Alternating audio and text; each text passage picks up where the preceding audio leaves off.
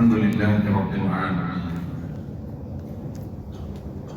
نحمده ونستعينه ونؤمن به ونتوكل عليه ونعوذ بالله من شرور أنفسنا ومن سيئات أعمالنا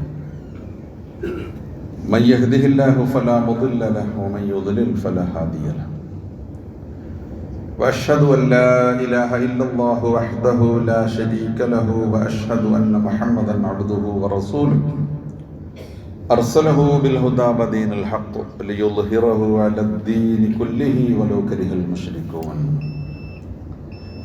اللهم صل على محمد وعلى آل محمد كما صليت على إبراهيم وعلى آل إبراهيم وبارك على محمد وعلى آل محمد كما باركت على إبراهيم وعلى آل إبراهيم في العالمين إنك حميد مجيد أما بعد فإن خير الحديث كتاب الله وخير الهدي هدي محمد صلى الله عليه وسلم وشر الأمور محدثاتها وكل محدثة بدعة يا أيها الذين آمنوا اتقوا الله حق تقاته ولا تموتن إلا وأنتم مسلمون أعوذ بالله من الشيطان الرجيم والذين يقولون ربنا اصرف عنا عذاب جهنم إن عذابها كان غراما إنها ساءت مستقرا ومقاما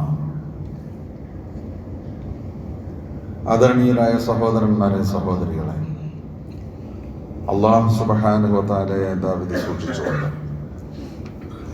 അള്ളാഹുവിൻ്റെ കൽപ്പനകളും അള്ളാഹുവിൻ്റെ വിലക്കുകളും ജീവിതത്തിൻ്റെ എല്ലാ മേഖലയിലും പാലിച്ചുകൊണ്ട് സൂക്ഷിച്ചുകൊണ്ട് തഖ്വയോടുകൂടി ജീവിക്കുവാൻ പരമാവധി ശ്രദ്ധിക്കുക, പരിശ്രമിക്കുക. റബ്ബ് സുബ്ഹാനഹു വ തആല മുഅ്മിനീങ്ങളും മുത്തഖീങ്ങളുമായി ജീവിച്ച് ഈമാനോടുകൂടി മരിക്കുന്ന സൗഭാഗ്യവാന്മാരിൽ നാം ഏവരെയും ഉൾപ്പെടുത്തി അനുഗ്രഹിക്കുമാറാകട്ടെ. അല്ലാഹു സുബ്ഹാനഹു വ തആല ഇഷ്ടപ്പെടുന്ന അവൻ്റെ ദാസന്മാർ, കരുണാവാരിധിയായ നാഥൻ്റെ തമ്പുരാൻ്റെ അടിമകൾ, ഇബാദുർ റഹ്മാൻ, അവരുടെ വിശേഷണങ്ങളെ സംബന്ധിച്ച് പറഞ്ഞുകൊണ്ടിരിക്കുകയായിരുന്നു നാം. വല്ലദീന യബീതൂന ലിറബ്ബിഹിം സുജ്ജദൻ വഖിയാമ. ഇതിനു മുമ്പ് പറഞ്ഞു, കഴിഞ്ഞ ആഴ്ച പറഞ്ഞതിൻ്റെ മുമ്പ് പറഞ്ഞു. ഈ ആഴ്ച നമ്മൾ വിഷയത്തിൽ നിന്ന് കുറച്ച് മുന്നോട്ട് വന്നിട്ട് സംസാരിക്കും. അപ്പം അതിനു മുമ്പ് അന്ന് പറഞ്ഞത് വല്ലദീന യബീതൂന ലിറബ്ബിഹിം സുജ്ജദൻ വഖിയാമ. അള്ളാഹു ഇഷ്ടപ്പെടുന്ന അവൻ്റെ ദാസന്മാർ രാത്രിയിൽ അള്ളാഹുവിന് വേണ്ടി സമയം ചെലവഴിക്കുന്നവരാണ്. നമസ്കരിക്കുന്നവർ, പ്രാർത്ഥിക്കുന്നവർ, സുജൂദും റുക്കൂഉം ചെയ്യുന്നവർ. ഇപ്പം രാത്രി നമസ്കാരം, തഹജ്ജുദ്, വിത്ർ തുടങ്ങിയ കാര്യങ്ങളെ സംബന്ധിച്ചാണ് നമ്മൾ സംസാരിച്ചത്. തുടർന്ന് അല്ലാഹു സുബ്ഹാനഹു വ തആല പറയുന്നത് എന്താ? വല്ലദീന യഖൂലൂന റബ്ബന സ്രിഫ് അന്നാ അദാബ ജഹന്നം. പിന്നെ അവർ ഇങ്ങനെ പറഞ്ഞുകൊണ്ടിരിക്കും, അല്ലെങ്കിൽ അവരിങ്ങനെ പ്രാർത്ഥിച്ചുകൊണ്ടിരിക്കും. റബ്ബന സ്രിഫ് അന്നാ അദാബ ജഹന്നം, ഞങ്ങളുടെ നാഥ, നരകശിക്ഷ ഞങ്ങളിൽ നിന്ന് ഞങ്ങളെ തൊട്ട് തെറ്റിച്ച് കളയണമേ, അഥവാ ഞങ്ങളെ നരകത്തിൽ നിന്ന് കാത്തുരക്ഷിക്കണമേ. ഇന്ന അദാബഹ കാന ഗറാമ, ആ ശിക്ഷ എന്ന് പറഞ്ഞാൽ വളരെ മോശപ്പെട്ടതാണ്. ഇന്നഹ സാഅത്ത് മുസ്തഖറൻ വ മുഖാമ, ആ നരകം എന്ന് പറയുന്നത് ഏറ്റവും മോശപ്പെട്ട സങ്കേതവും ഭവനവുമാണ്. ഇങ്ങനെ പ്രാർത്ഥിച്ചുകൊണ്ടിരിക്കുമെന്ന്. സത്യവിശ്വാസികളുടെ ജീവിതം പ്രാർത്ഥനാ നിർഭരമാണ്, പ്രാർത്ഥനാ മുഖരിതമാണ്. എപ്പോഴും പ്രാർത്ഥനയാണ്. ഇതിന് ജീവിച്ചുകൊണ്ടേയിരിക്കുക, പ്രാർത്ഥിച്ചുകൊണ്ടേയിരിക്കുക, പ്രാർത്ഥിച്ചുകൊണ്ടേയിരിക്കുക, ജീവിച്ചുകൊണ്ടേയിരിക്കുക. ജീവിതം തന്നെ ഒരു പ്രാർത്ഥന. ഏത് സമയത്തും ആ പ്രാർത്ഥന ഉണ്ട്. ഇങ്ങനെയാണ് വിശ്വാസികൾ ജീവിക്കേണ്ടത്. എന്തുകൊണ്ടെന്നാൽ പ്രാർത്ഥിക്കാൻ പല കാരണങ്ങൾ. പണ്ടൊരു ഒരു എന്താ പറയുക, ഒരു ചന്ദനത്തിരിയുടെ പരസ്യം ഉണ്ടാവാറുണ്ടായിരുന്നല്ലോ. പ്രാർത്ഥിക്കാൻ ഓരോരുത്തർക്കും ഓരോ കാരണങ്ങളുണ്ട്. നമുക്ക് നമ്മുടെ ജീവിതത്തിൽ പ്രാർത്ഥിക്കാൻ ഒരുപാട് കാരണങ്ങളുണ്ട്, എപ്പോഴും ഉണ്ട്. പുറത്തിറങ്ങി വീട്ടിലേക്ക് എത്തണമെന്ന് പ്രാർത്ഥിക്കണം. ചിലപ്പോൾ എത്തൂല്ല. ഒരു കാര്യത്തിന് ഇറങ്ങി പുറപ്പെട്ട് പടച്ചവനെ ഇത് കഴിഞ്ഞ് വീട്ടിലേക്ക് എൻ്റെ കുട്ടികളിലേക്ക് മടങ്ങി വരാൻ തൗഫീക്ക് നൽകണമെന്ന് പ്രാർത്ഥിക്കണം. എന്തെല്ലാം കാര്യങ്ങൾ ജീവിതത്തിലുണ്ട്. അനുദിനം പ്രാർത്ഥനയുമായിട്ടേക്ക് നമുക്ക് മുമ്പോട്ട് പോകാൻ പറ്റുള്ളൂ. പ്രാർത്ഥിച്ചുകൊണ്ടേയിരിക്കും. അപ്പൊ ഇങ്ങനെ പ്രാർത്ഥിച്ചുകൊണ്ടിരിക്കുന്നവരുണ്ട്. രാവിലെ എഴുന്നേൽക്കുന്ന മുതൽ നമ്മുടെ ജീവിതം പ്രാർത്ഥനയിലാണല്ലോ തുടങ്ങുന്നത്. നമ്മൾ കിടന്നുറങ്ങുന്നതും പ്രാർത്ഥനയോടെ. അതിനിടക്ക് നമ്മുടെ ജീവിതത്തിലുള്ള കാര്യങ്ങളൊക്കെയും ഈ പറഞ്ഞ ഓരോ ഘട്ടത്തിലും പ്രാർത്ഥനയാണ്.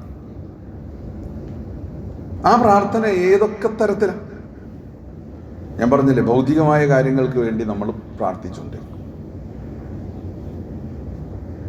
അങ്ങനെ പ്രാർത്ഥിക്കുന്ന സന്ദർഭം നമ്മളറിയാതെ പ്രാർത്ഥന വരും. നമ്മളറിയാതെ നമുക്ക് പ്രാർത്ഥന വരും. ഒരു ഇന്റർവ്യൂവിന് പോവാം. ആ പ്രാർത്ഥന എവിടുന്നാ വരുന്നേ? ഉള്ളുന്നാ വരുന്നേ. ഒരു രോഗിയെ കൊണ്ട് കുറച്ച് ക്രിട്ടിക്കലായ ഒരവസ്ഥയിൽ നമുക്ക് പ്രിയപ്പെട്ട ഒരാളെ കൊണ്ട് നമ്മൾ ഹോസ്പിറ്റലിൽ പോവാം. അപ്പോൾ ഒരു പ്രാർത്ഥന വരും. ആ പ്രാർത്ഥന എവിടുന്നാ വരുന്നത്? അത് നമ്മുടെ ഉള്ളുന്നാ വരുന്നത്. എന്തോ ഒരു വിഷമകരമായ ഒരു രോഗം നമുക്കുണ്ടെന്നൊരു സൂചന, ഒരു ടെസ്റ്റ് ആവശ്യമുണ്ട് എന്ന് നമ്മളോട് പറയാം. അപ്പോൾ ആ ടെസ്റ്റിന് വേണ്ടി നമ്മൾ പോവുകയാണ്. അപ്പോൾ നമുക്കൊരു പ്രാർത്ഥന വരാനുണ്ട്. ആ പ്രാർത്ഥന അത് നമ്മുടെ ഉള്ളിൽ നിന്നാണ് വരണേ. പ്രിയപ്പെട്ട ഒരാളെ ഓപ്പറേഷന് വേണ്ടിയിട്ട് അകത്ത് കിടത്തി കൊണ്ടുപോയിരിക്കുകയാണ്. അപ്പോൾ നമ്മൾ പുറത്ത് നിൽക്കുകയാണ്. അപ്പോൾ ഒരു പ്രാർത്ഥന വരും. അത് എവിടുന്ന വരണേ? അത് നമ്മുടെ ഉള്ളിൽ നിന്ന് വരും. അത് വരുത്തിയിട്ട് ഉസ്താദ് പറഞ്ഞിട്ട് പറഞ്ഞ് പ്രാർത്ഥിപ്പിക്കുന്നതൊന്നുമല്ല. അത് നമ്മുടെ ഉള്ളിൽ നിന്ന് വരികയാണ്. ആശുപത്രിയിൽ കെട്ടിൽ നമ്മൾ കിടക്കുക, അല്ലെങ്കിൽ നമ്മളെ പ്രിയപ്പെട്ട ഒരാൾ കിടക്കുക, അപ്പോൾ ഇത് പ്രാർത്ഥന വരാറുണ്ട്. ഞാൻ എവിടെ ഒരിക്കൽ വായിച്ചു, ഞാൻ അതിനെക്കുറിച്ച് ഞാൻ ചിന്തിച്ചു. ശരിയാണല്ലോ, ആളുകൾ പള്ളിയിലിരുന്ന് പ്രാർത്ഥിച്ചതിനേക്കാളും നെഞ്ചു പൊട്ടി ഉരുകി പ്രാർത്ഥിച്ചിട്ടുണ്ടാവുക ആശുപത്രിയിൽ ഇരുന്നിട്ടാണെന്ന്. പള്ളിയുടെ ചുമരുകൾ സാക്ഷ്യം വഹിച്ചതിനേക്കാളും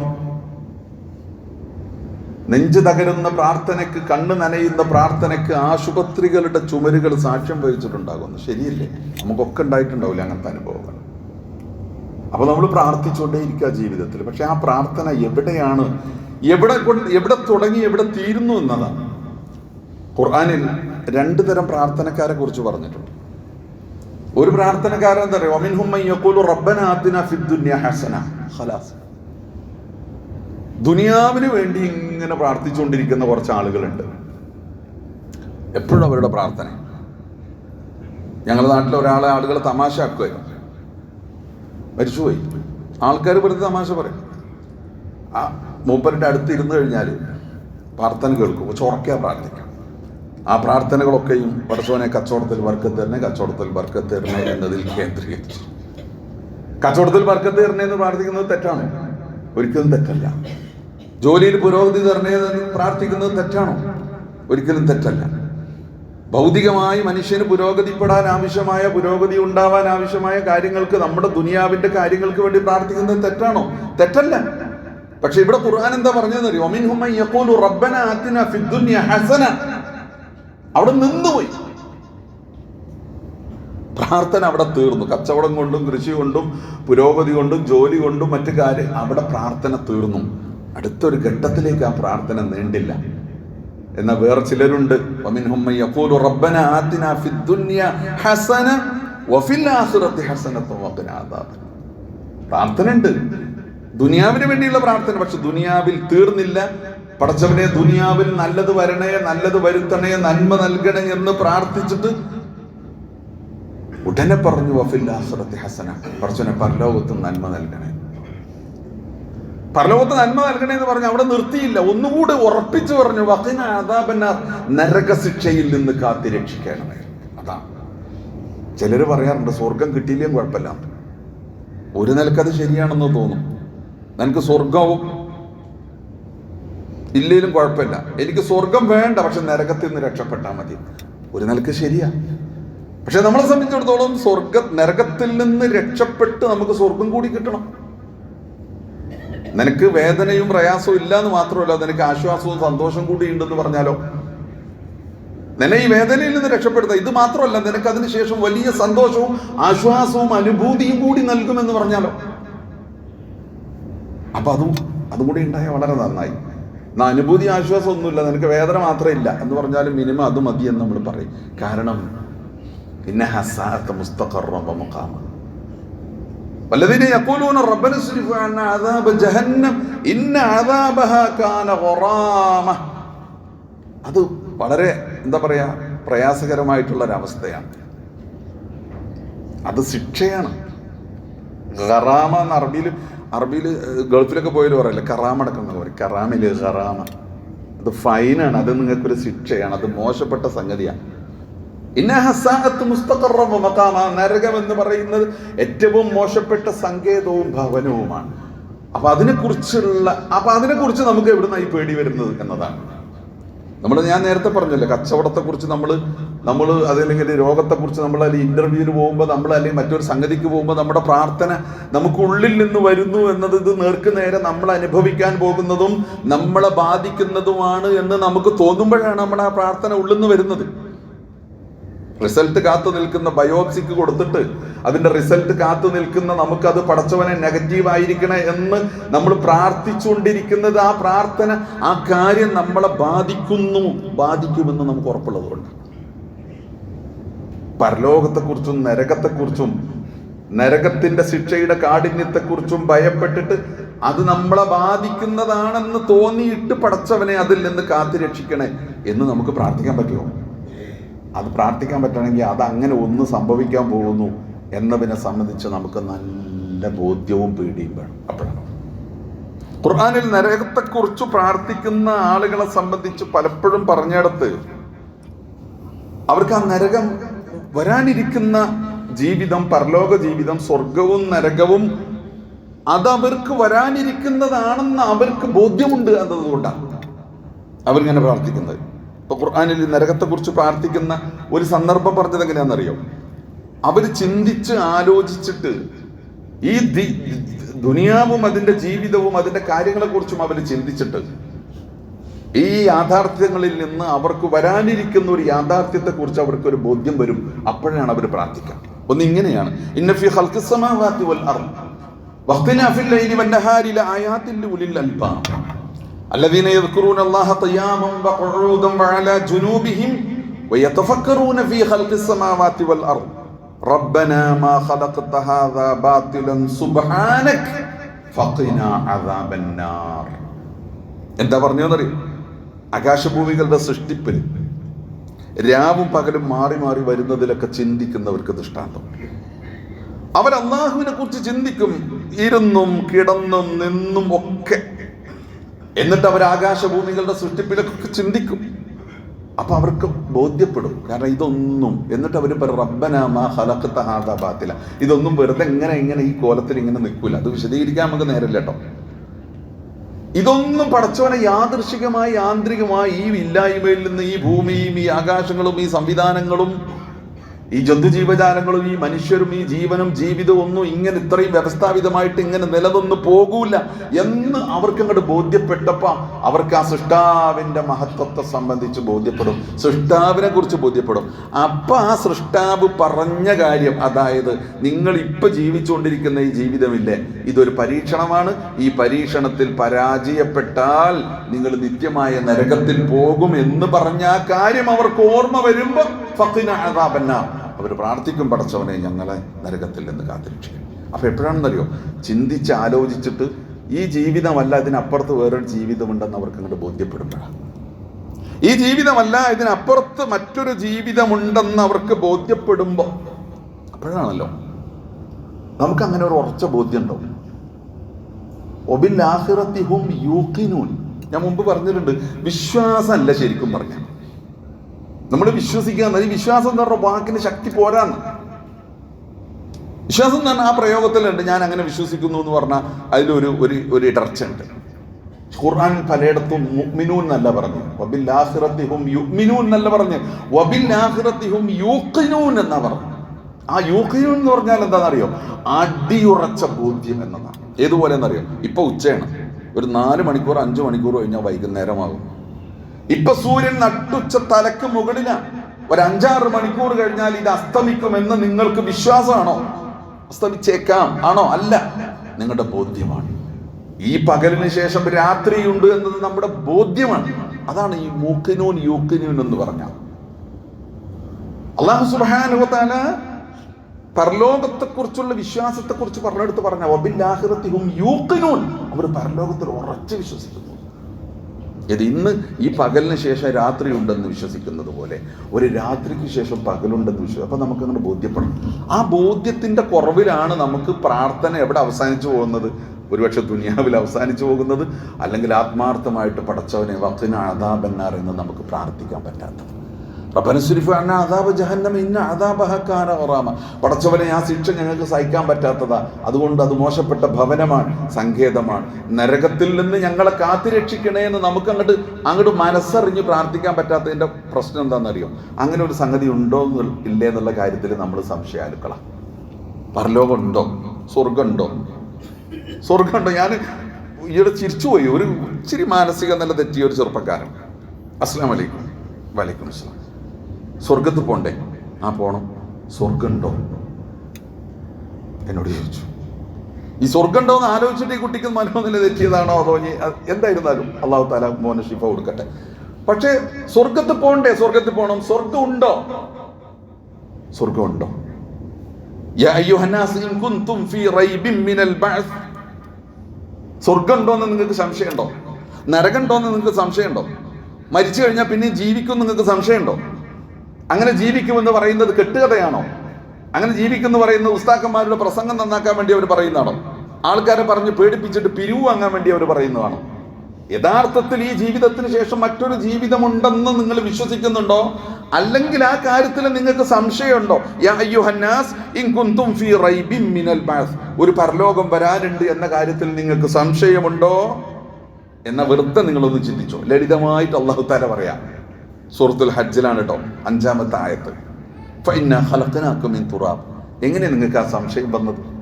ആരാ നിങ്ങളോട് ഈ പറയുന്നത്? നിങ്ങളോട് ഈ പറയുന്നത് നിങ്ങളെ ഇല്ലായ്മയിൽ നിന്ന് പടച്ചു കൊണ്ടുവന്ന് നിങ്ങളാക്കി ഇങ്ങനെ ഇരുത്തിയിട്ടുള്ള റബ്ബാണ്. നിങ്ങൾ മുമ്പ് ഇല്ലല്ലോ. നിങ്ങൾ എവിടുന്നാ വന്നത്? ഫഇന്നാ ഖലഖനാകും മിൻ തുറാബിൻ, മണ്ണിൽ നിന്ന്. ആദ്യത്തെ മനുഷ്യനെ മണ്ണ് കൊണ്ട് തന്നെ പടച്ചു. പിന്നെയുള്ള മനുഷ്യരൊക്കെ മണ്ണ്. നമ്മളൊക്കെ മണ്ണിൽ നിന്ന്. അടിസ്ഥാനപരമായി മനുഷ്യൻ ബീജത്തിൽ നിന്നാണല്ലേ? ബീജവും അണ്ടവും ചേർന്നിട്ടാണ്. എവിടുന്ന ഈ ബീജം ഉണ്ടാകുന്ന? മനുഷ്യൻ കഴിക്കുന്ന, മനുഷ്യന്റെ ശരീരത്തിൽ നിന്ന്, അവൻ കഴിക്കുന്ന ആഹാരത്തിൽ നിന്ന് ഉണ്ടാകുന്ന രക്തത്തിൽ നിന്ന്. ആ ആഹാരം എന്ന് പറഞ്ഞാൽ അടിസ്ഥാനപരമായി ഈ മണ്ണിൽ നിന്നാണ്. എങ്ങനെ നോക്കിയാലും നിങ്ങൾ മണ്ണിൽ നിന്നാണ്. അപ്പൊ ഈ മണ്ണിൽ നിന്ന് ഒന്നുമല്ലാതിരുന്ന് നിങ്ങളെ കൊണ്ടുവന്നില്ലേ? പിന്നെ നിങ്ങളെ ഒരു ബീജം, കേവലമായ ഒരു ബീജത്തെ അണ്ടവുമായിട്ട് കൂടി ചേർന്നിട്ട് പ്രത്യേകമായ സ്ഥലത്ത് നിക്ഷേപിച്ചില്ലേ? അതിനെ അലക്കാക്കിയില്ലേ? അതിനെ പിന്നെ മുളകത്താക്കിയില്ലേ? പിന്നെ അതിനെ വേറെ രൂപമാക്കിയില്ലേ? ഇതൊക്കെ ഖുർആനിൽ ഒരു ഗർഭസ്ഥ ശിശുവിൻ്റെ ഗർഭാശയത്തിലെ വളർച്ചയുടെ ഘട്ടങ്ങളെ കുറിച്ച് പറഞ്ഞതാണ്. ഇത് മാത്രം പഠിച്ചിട്ട് ഇസ്ലാം സ്വീകരിച്ച ആളുകളുണ്ട്. നമ്മൾ മലയാളത്തിൽ വായിക്കാൻ കിട്ടും ഡോക്ടർ മോറിസ് ബുക്കായുടെ ഒക്കെ പുസ്തകം, ഖുർആനിലെ ഭ്രൂണശാസ്ത്രം. നമ്മൾ കോഴിക്കോടുണ്ടായിരുന്ന പ്രശസ്തനായ ഡോക്ടർ രാമേന്ദ്രൻ, CK രാമേന്ദ്രൻ, പ്രായം ചെന്നവർക്കൊക്കെ അറിയാം. അദ്ദേഹം ഒരു ഖുർആൻ ശാസ്ത്ര സെമിനാറിൽ സ്ലൈഡുകൾ നിരത്തിയിട്ട് പ്രസംഗിച്ചു. ഞാൻ എൻ്റെ പഠനത്തിൻ്റെ ബോധ്യം ഞാനിവിടെ പറയാണെന്ന് പറഞ്ഞിട്ട് ഖുർആനിൽ പറഞ്ഞ മനുഷ്യന്റെ ഗർഭസ്ഥ ശിശുവിൻ്റെ ഘട്ടങ്ങളെക്കുറിച്ച് ഖുർആനിൽ പറഞ്ഞല്ലേ? ഇതൊക്കെ തന്നെ ഞങ്ങളും പഠിച്ചതെന്ന്, ഇതന്നെയാണ് ഞങ്ങൾ മനസ്സിലാക്കിയെന്ന്. ഇത് മനസ്സിലാക്കി പഠിച്ചിട്ട് ഇത് ഈ അന്വേഷണം അലക്ക എന്തെന്ന്, ഖുർആനിൽ ഗർഭസ്ഥ ശിശുവിൻ്റെ അലക്കെന്ന് പറയുന്ന പ്രയോഗം എന്തെന്ന് പഠിച്ച് അതിനുവേണ്ടി അറബി പഠിച്ചിട്ട് അങ്ങനെയാണ് ജർമ്മൻ ശാസ്ത്രജ്ഞനായ ഡോക്ടർ മോറിസ് ബുക്കായി ഇസ്ലാമിലെത്തി. അദ്ദേഹത്തിൻ്റെ ഒരുപാട് പുസ്തകങ്ങൾ മലയാളത്തിൽ വരെ ലഭ്യമാണ്. അപ്പൊ ഇങ്ങനെ നിങ്ങളെ ഈ പരമമായ ശൂന്യതയിൽ നിന്ന്, മണ്ണിൽ നിന്ന് കൊണ്ടുവന്ന് കേവലമായ ഒരു ബീജം എന്നൊക്കെ പറഞ്ഞാൽ അതാ, ഒരു ഒരു മനുഷ്യൻ ഒരിക്കൽ വിസർജിക്കുന്ന ഇന്ദ്രിയത്തിൽ ലക്ഷക്കണക്കിന് ബീജങ്ങളുണ്ട്. അതിൽ നിന്ന് ഒരു ബീജത്തെ അല്ലെങ്കിൽ 2 ബീജത്തെ പ്രത്യേകം സെലക്ട് ചെയ്ത് മാതാവിൻ്റെ ഗർഭാശയം അണ്ടവുമായി യോജിപ്പ് പ്രത്യേക സ്ഥലത്ത്. എനിക്ക് അത്രയും ശാസ്ത്രം പറയാനും അറിയില്ല. എന്നെക്കാൾ പഠിച്ച ആളുകൾ ഈ കൂട്ടത്തിലുണ്ടാവും, ഞാൻ ഉറപ്പായിട്ട് വിശ്വസിക്കുന്നു. നോക്കൂ, എന്നിട്ട് പ്രത്യേക രൂപത്തിൽ അവിടെ വെച്ച് ആ ഇരുട്ടിന് മേലിരുട്ടിൽ, കൂരിരുട്ടിൽ, ഉള്ളിൻ്റെ ഉള്ളിൽ അല്ലാഹു സുബ്ഹാനഹു വ തആല നിങ്ങൾ ഇങ്ങനെ വളർത്തിക്കൊണ്ടുവന്നിട്ടേ, എന്നിട്ട് കൈയുള്ള, കണ്ണുള്ള, കാതുള്ള, നാക്കുള്ള, മൂക്കുള്ള മനുഷ്യരായിട്ടേ, ബുദ്ധിയുള്ള, വിശേഷ ബുദ്ധിയുള്ള, ചിന്താശക്തിയുള്ള മനുഷ്യരായിട്ടേ നിങ്ങളിങ്ങനെ ഭൂമിയിൽ ജീവിക്കുമ്പോൾ നിങ്ങളിത് ആരാണ് ഈ രൂപത്തിൽ ഇങ്ങനെ പടച്ചു കൊണ്ടുവന്നതെന്ന് നിങ്ങൾ ചിന്തിച്ചിട്ടുണ്ടോ? അങ്ങനെ ചിന്തിച്ചു കൊണ്ടുവന്ന, നിങ്ങൾ പടച്ചു കൊണ്ടുവന്ന റബ്ബാണ് നിങ്ങളോട് പറയുന്നത് നിങ്ങൾ വീണ്ടും ഒരിക്കൽ കൂടി പടക്കും. ഇതിനെക്കുറിച്ചൊരു പണ്ഡിതൻ, ബഹുമാന്യനായ പണ്ഡിതൻ മർഹൂം, അദ്ദേഹം പറയാറുണ്ടായിരുന്നു, ഒരു മനുഷ്യൻ നിങ്ങളുടെ കഴിഞ്ഞ കാലത്തെക്കുറിച്ചൊക്കെ പറഞ്ഞു. ഒരാൾ പറഞ്ഞു, നിനക്ക് എത്ര വയസ്സാണ്? 50 വയസ്സായി. വാ, നിന്റെ 50 വയസ്സായ ജീവിതത്തിൽ ഇന്ന കാര്യങ്ങളൊക്കെ സംഭവിച്ചിട്ടില്ല. അയാളതൊന്നും അറിഞ്ഞ ആളല്ല, പഠിച്ച ആളല്ല, അവനെങ്ങനെ മനസ്സിലാക്കിയ ആളൊന്നുമല്ല. അയാൾ പറഞ്ഞു, നിന്റെ ജീവിതത്തിൽ ഇക്കറിഞ്ഞ കാര്യങ്ങളൊക്കെ കഴിഞ്ഞു പോയി, കടന്നുപോയതൊക്കെ പറഞ്ഞു. എന്നിട്ട് അയാൾ പറഞ്ഞു, അപ്പം അതൊക്കെ വിശ്വസിച്ച് കേട്ട് നമ്മളിങ്ങനെ അന്തം വിട്ടിരിക്കുക. അപ്പോൾ അയാൾ പറഞ്ഞു, എന്നാൽ നാളെ നിനക്ക് ഇങ്ങനെ ഒരു കാര്യം കൂടെ സംഭവിക്കാനുണ്ട്, നിങ്ങൾ വിശ്വസിക്കൂല്ലേ? കഴിഞ്ഞു പോയതൊക്കെ പറഞ്ഞത് എന്നെക്കുറിച്ച് അറിയാത്ത, എൻ്റെ ചരിത്രം പഠിച്ചിട്ടില്ലാത്ത, തട്ടിപ്പും വെട്ടിപ്പുമല്ലാത്തൊരു മനുഷ്യൻ എൻ്റെ ജീവിതത്തെക്കുറിച്ച് പറഞ്ഞതൊക്കെ സത്യമാണെങ്കിൽ വരാനിരിക്കുന്ന നാളത്തെ ഒരു കാര്യം കൂടി അയാൾ പറഞ്ഞാൽ അത് തള്ളിക്കളയോ? തള്ളിക്കളയില്ല, അത് വിശ്വസിക്കും. ഒരു മിനിമം ചെറിയ ഉദാഹരണം പറഞ്ഞതാ. ഇതുപോലെ നിങ്ങളെ ഇല്ലായ്മയിൽ നിന്ന് പടച്ചു കൊണ്ടുവന്ന റബ്ബ്, അതിൻ്റെ ഘട്ടങ്ങളെക്കുറിച്ച് റബ്ബ് സുബ്ഹാനഹു വ തആല പറഞ്ഞതൊക്കെ ശരിയാണ് എന്ന് വിവരമുള്ളവർ പറഞ്ഞിട്ടുണ്ടെങ്കിൽ സുമ്മ ഹിന്നക്കും ബഅദ ദാലിക ലമയ്യിത്തൂൻ, പിന്നെന്താ പറഞ്ഞറിയോ?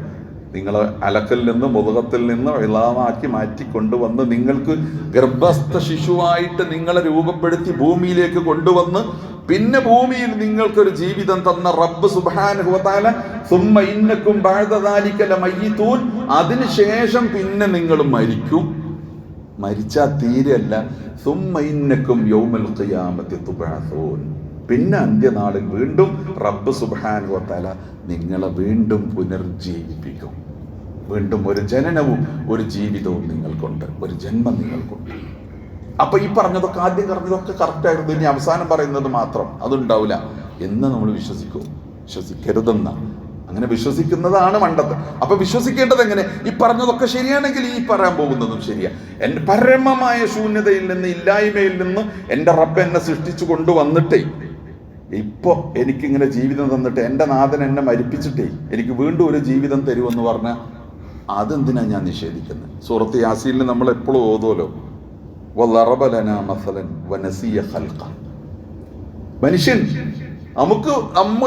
നമ്മളെ കുറിച്ച് ഉദാഹരണങ്ങൾ പറഞ്ഞിട്ടും അല്ലെങ്കിൽ നമുക്ക് ഉപമകൾ ഉണ്ടാക്കിയിട്ടും നമുക്ക് പങ്കാളികൾ ഉണ്ടാക്കിയിട്ടും മനുഷ്യൻ പ്രവർത്തിക്കാം. അവന്റെ സൃഷ്ടിപ്പിനെ മറന്നിരിക്കുന്നു. വനസിയ ഖൽഖഹു. എന്നിട്ട് അവൻ ചോദിക്കുന്നത്, മനുഷ്യൻ മരിച്ചു മണ്ണോട് ചേർന്നിട്ട് ഈ എല്ലും മണ്ണൊക്കെ ഈ മണ്ണിൽ ദ്രവിച്ചിട്ട്, എല്ലും മാംസമൊക്കെ ദ്രവിച്ചു പോയിട്ട് നുരുമ്പിപ്പോയിട്ട് ആരാണ് പിന്നെയും അതിനെ ജീവിപ്പിക്കുക? എന്താ മറുപടി?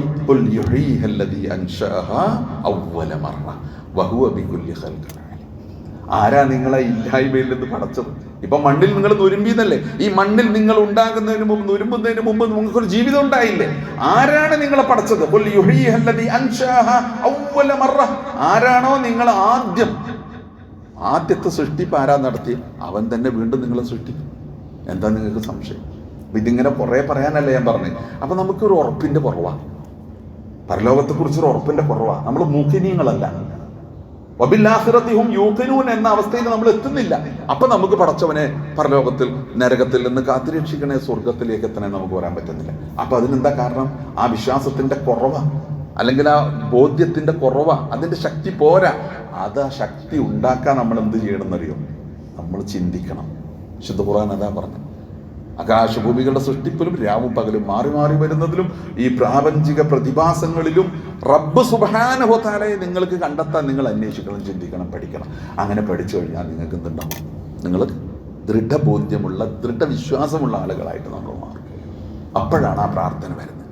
അപ്പം അങ്ങനെ പ്രാർത്ഥിക്കണം. ഞാൻ നേരത്തെ പറഞ്ഞില്ലേ, നമുക്ക് ബോധ്യമുള്ളതും നമ്മളെ ബാധിക്കുന്നതുമായ കാര്യങ്ങളുടെ പ്രാർത്ഥന ഉള്ളിൽ നിന്നാണ് വരുന്നതെങ്കിൽ പടച്ചവനെ നരകത്തിൽ നിന്ന് കാത്തുരക്ഷിക്കണേ എന്ന പ്രാർത്ഥന ഉള്ളിൽ നിന്ന് വരണം. അങ്ങനെ വരുന്നവരാണ് ആര്? ഇബാദുർ റഹ്മാൻ. വല്ലദീന യഖൂലൂന റബ്ബന സ്രിഫ് അന്നാ അദാബ ജഹന്നം ഇന്ന അദാബഹാ കാന ഗറാമ ഇന്നഹാ സാഅത്ത് മുസ്തഖറൻ വ മഖാമ എന്നവർ പ്രാർത്ഥിച്ചുകൊണ്ടിരിക്കും. റബ്ബ് സുബ്ഹാനഹു വ തആല നമ്മളെ അതിന് തൗഫീഖ് നൽകി അനുഗ്രഹിക്കുമാറാകട്ടെ. അഖൂലു ഖൗലി ഹാദാ വസ്തഗ്ഫിറുല്ലാഹ അൽ-അദീമ ലി വലക്കും വസ്തഗ്ഫിറൂഹു ഇന്നഹു ഹുവൽ ഗഫൂറുർ റഹീം.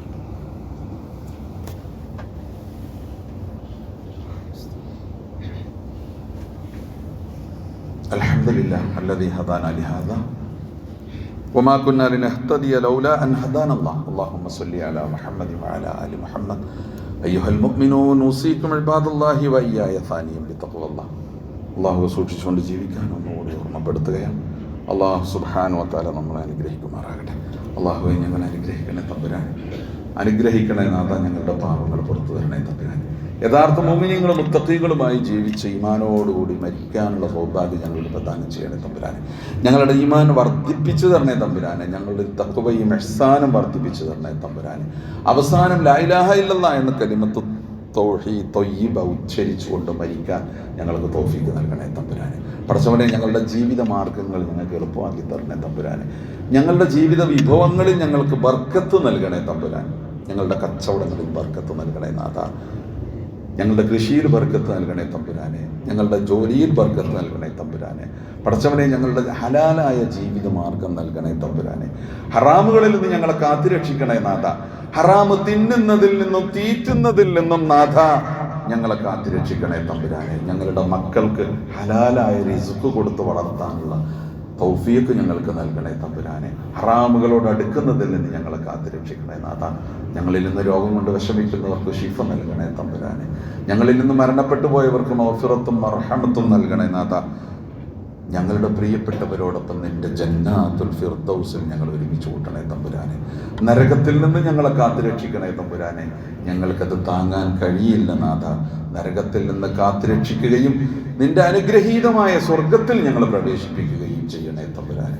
اللهم اغفر للمؤمنين والمؤمنات والمسلمين والمسلمات الأحياء منهم والأموات إنك مجيب الدعوات يا قاضي الحاجات طيب ثراهم وجعل الجنة مأوانا ومأواهم اللهم أجرنا من النار اللهم أجرنا ووالدينا من النار اللهم أعز الإسلام والمسلمين وأذل الشرك والمشركين ربنا آتنا في الدنيا حسنة وفي الآخرة حسنة وقنا عذاب النار ربنا اصرف عنا عذاب جهنم إن عذابها كان غراما إنها ساءت مستقرا ومقاما ربنا اغفر لنا ولإخواننا الذين سبقونا بالإيمان ولا تجعل في قلوبنا غلا للذين آمنوا ربنا إنك رؤوف رحيم وصلى الله على محمد وآله وصحبه وسلم والحمد لله رب العالمين.